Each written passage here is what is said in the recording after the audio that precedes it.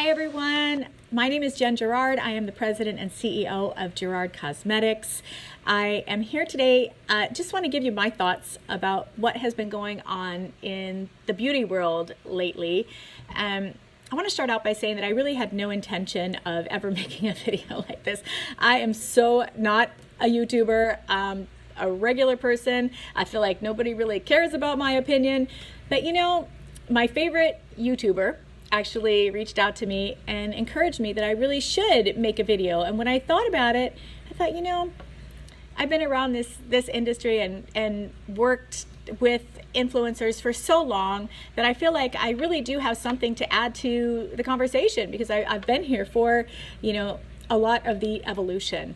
And so I actually started my company back in 2010. I had a mobile teeth whitening service, and I would go to people's homes and offices and whiten their teeth. And I love that. You know, I'm a people person, and it was super fun. But at some point at the end of the first year, I came out with some products and decided to take them online. And we pretty much started working with YouTubers immediately at that point. And, you know, I thought it was a really great thing that was going on. We would give the YouTubers a commission code, and you know, they would bring us business and we would pay them commission. The customers would get a discount. It felt like everybody was winning. And I know over the years, especially in the early years, when I would meet people who owned other brands or owned other companies, they'd be like, "You do what?" And I'd be like, "Yeah, you know, there's these girls and boys, and you know, they have these YouTube channels, and you know, we send them stuff, and you know, they talk about it, and they'd be like, "Oh, and that brings in business?" And I'd be like, "Yeah, it's really great." And I mean, for me, I would way rather give my money to a young man or woman who's trying to start a business than pay my advertising dollars to a conglomerate that owns, you know, thousands of magazines or radio stations or television stations. It just, I don't know, it's just more me. I love to mentor people, and you know, I developed some really good relationships with people over the years, people that I'll be friends with, you know, until the end of time. And I have most definitely opened my heart to people. I've opened my home to people. You know, I've offered the best advice that I could along the way. And I feel like there's nothing better than encouraging and investing in another human being. And so for me, it was just a very, very natural thing. And I apologize that I'm looking down. I do have some notes, and I have a lot of things that I want to say, and I want to make sure that that I get them all out. So at any rate, back in the early years, that's the way we did it. It was, you know, commission codes, and I felt like that was really working. And there were very few brands that were working with influencers at the time. And of course, you know, over the last few years, as more and more of the mainstream brands have jumped into the social media world, a lot of that has changed. And I've never really been a huge believer in paying for individual posts. To me, I feel like I would rather have people show my products because they legitimately love them. But we definitely got to a point where we had to pay for posts because everybody else was doing it. The bigger brands were doing it, and we just weren't able to get any promotion any other way. And I will say that over the last few years, the prices have definitely gone up, and the conversion has definitely gone down. As a business person, you know, at some point you have to just employ simple, basic math. So for instance, if I pay $10,000 for an Instagram post and it sells $500 worth of product, that's not a profitable business decision for me, and that was just happening way too often. And I'm not saying that people were charging too much, because I understand from the influencer's perspective, look, as a business person, I have to do what's right for me. But as an influencer, the influencer has to do what's right for them. And if I can only afford to pay them X, and you know, a mainstream billion-dollar brand can afford to pay them Y, I don't fault them for taking the bigger payday. That's good business. That's being smart. I mean, as an influencer, you can only do so many sponsored posts at a time before your audience gets annoyed. And so, I think that you do have to maximize them. So while it made things difficult for my brand, I don't fault anybody for what they do. And I'm a big believer in, I always say everything in life has a price. And if something is really great, there's going to be something about it that's terrible. That's just the way it is. Like everything has something negative that comes with it. It's a part of life. The idea is to be joyful and try to enjoy the journey, either way. And I mean, for me, I'm not a $1 billion brand. I have to make every advertising decision as something that's profitable or unprofitable. In the old days, it was easy. You give somebody an affiliate code, and if they bring you some business, you cut them in for a share. I was more than happy to do that.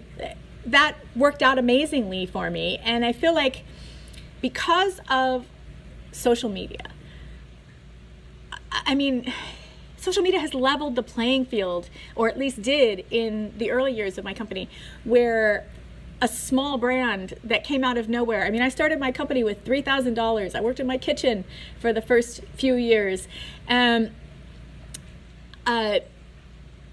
feel like social media leveled that playing field to where we could actually compete with mainstream, massive brands.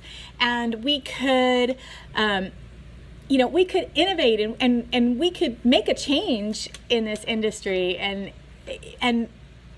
have everybody thinking a little more and working a little harder. I mean, that's what competition does, is it drives people to do more and be more. And I, for one, love that. I think it's amazing, and I love what I do. I love the influencers we work with. I love our customers, and I want to make the point that 99.99% of the influencers we worked with, the brand owners that I know, and our customers are wonderful people, and I sincerely love them. Now, if I'm being real with you, I have to say that there are some mean girls, a few, in this industry, but they shouldn't ruin it for everyone else. And I feel like the vast majority of influencers are honest about their sponsorships and affiliate codes and all of that kind of stuff. And I don't feel like, I'm just not, look, I can't afford to take a bunch of people on a 5-star vacation or buy them designer jewelry or whatever. And quite honestly, even if I could, I wouldn't do it. It's just not who I am.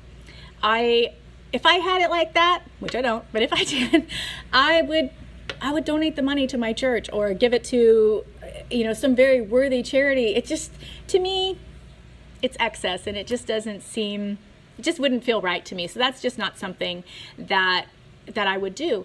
But it is very difficult to compete in that market. And so the mega brands, or the more mainstream brands that have come into the social media world over the last few years and caused the supply and demand of these influencer payments, it has to some degree unleveled the playing field. It's made it harder for smaller brands, because we have to look at each spending decision as, is this going to be a profitable decision? Is this not going to be a profitable decision? And just like you would in any type of business. And I just want to say, like, every influencer that we have worked with over the years, I have treated them like family. As I said before, I have opened my heart, I've opened my home, I've given them the best advice that I could about how to grow their channel and made connections for them and just done what you would do, like how you would treat your family. And I'm going to say, when you get backstabbed and you get social climbed or whatever you call it, it does hurt. It hurts very deeply. But with that said, it comes with the territory. It is what it is. And for me, I don't really, if somebody outgrows my brand, they don't want to talk about my brand anymore, fine. but don't stop being my friend, because that's the part that hurts me as a human being. And when you love people, you really care about that kind of thing. And so, like brand owner or not, we're human beings, and we do have feelings, and that does hurt. But I want to stress that 99.9% of the people that we've worked with are extremely gracious and grateful, and people that I consider my dear friends and family. So that's very important to me. I don't think that, look, backstabbing and social climbing, is it really something that is unique to the beauty industry? Of course not. I think every single one of us has been used by somebody in our life. Every single one of us has been generous to someone who didn't appreciate it. Been backstabbed by a friend. It happens. It's life. Is it fun? Absolutely not. But does it make our industry terrible or any different than any other area of life? I don't really think so. And I think, we can't really control what other people do, but we can control how we react to it. And so, for me, I've just felt like nobody would really care what I think or my experiences. I don't know. I just don't see myself like that. I think, and the primary reason that I made this video is because if we want change, we have to be the change that we want. If you're a brand, don't be afraid to say no. If something isn't going to work for you, if it's not in your budget, look, if you pay this person, you're not going to be able to make your payroll, you're not going to be able to pay rent, don't do it. Don't feel like you have to. And if somebody says to you, look, if you don't pay me X number of dollars, I'm going to make a video and bash you, go, okay, do what you got to do. Because the people who love you and the people who love your brand aren't going to be swayed by that. And more than likely, they might not see it right away, but they'll see it for what it is over time. And I think if you are an influencer, be authentic with your people. The one piece of advice that I have given to every influencer that we've worked with over the years is, look, don't ever show a product on your channel that you don't love with a capital L. I firmly believe that consumers are very smart, and they can sniff it out when you're not being authentic.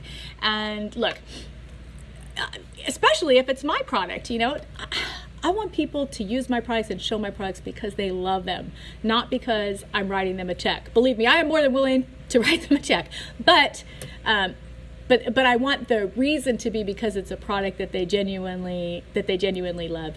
And I remember going to a beauty convention some years back when it was still just Whitening Lightning, and girls whipping their nude lip gloss out of their purse and their brow bar to go. And I remember one particular influencer, she had a good following, and she pulled out her brow bar and it was so worked over.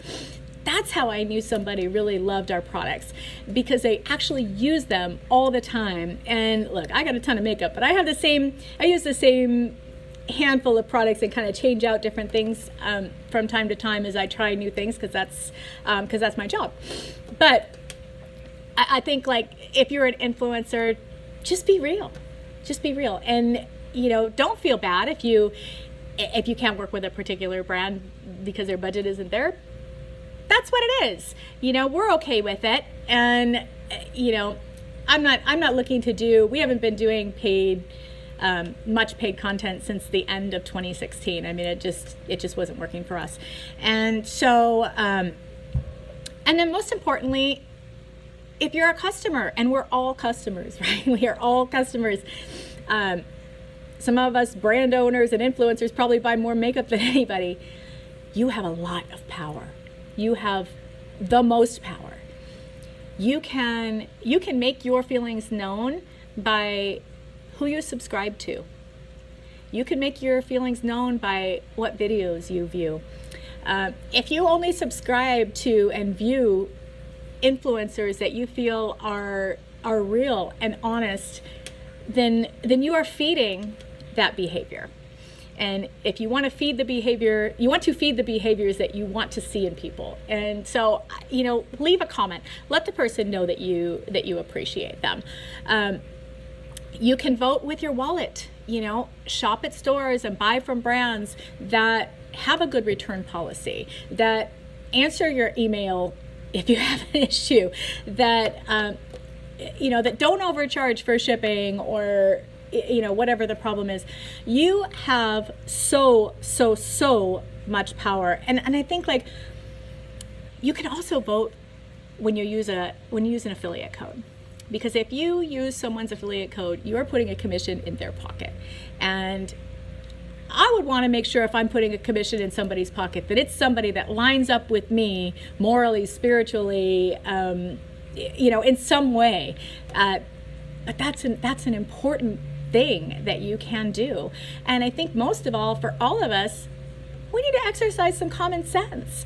If something seems too good to be true, then it probably is.